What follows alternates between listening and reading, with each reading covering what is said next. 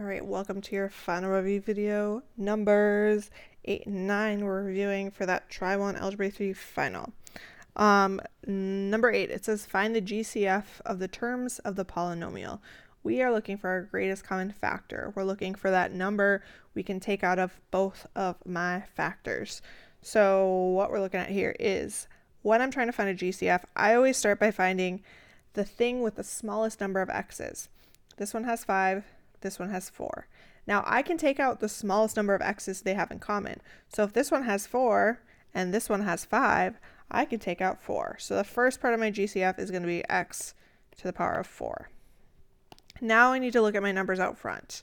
I have a 24 and I have a 34.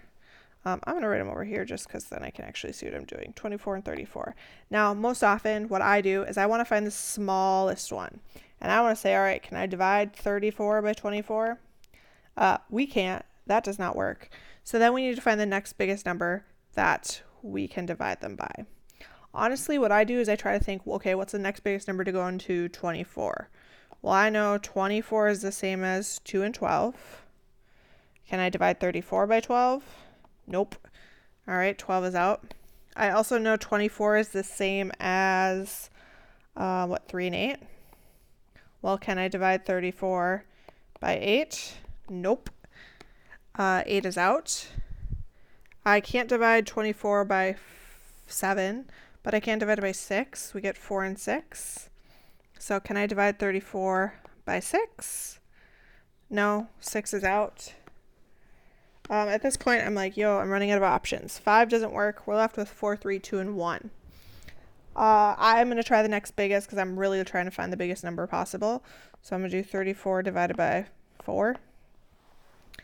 That would give me, I think that one works, right?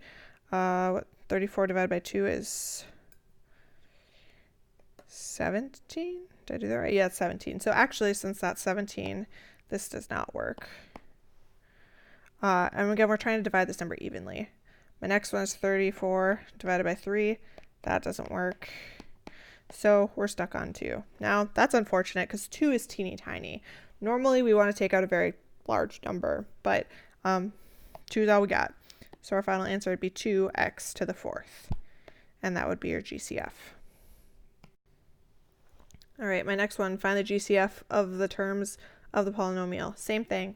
I'm going to start by finding my smallest x. We have x squared, so that's going to be part of my GCF. Then I want to find my smallest number, 12. And we're going to say, okay, can I divide them all by 12? That does not, in fact, work. So we're looking at 12, we're looking at 18, we're looking at 48. Good news, 12 doesn't have like a ton of factors.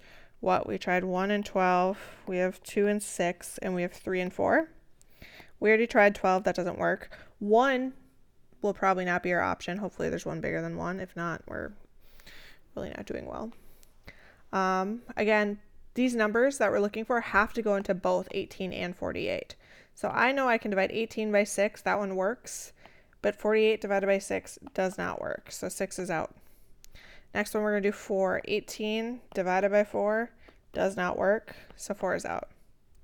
We're going to try 3.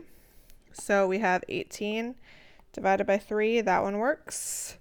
We still have to do 48 divided by 3. Which I think works. Let me just double check that my brain's working correctly. Ooh, it does. 48 divided by 3 is 16, so this guy works too. So that means that 3 is going to be part of my GCF. So 3 is going to go up front.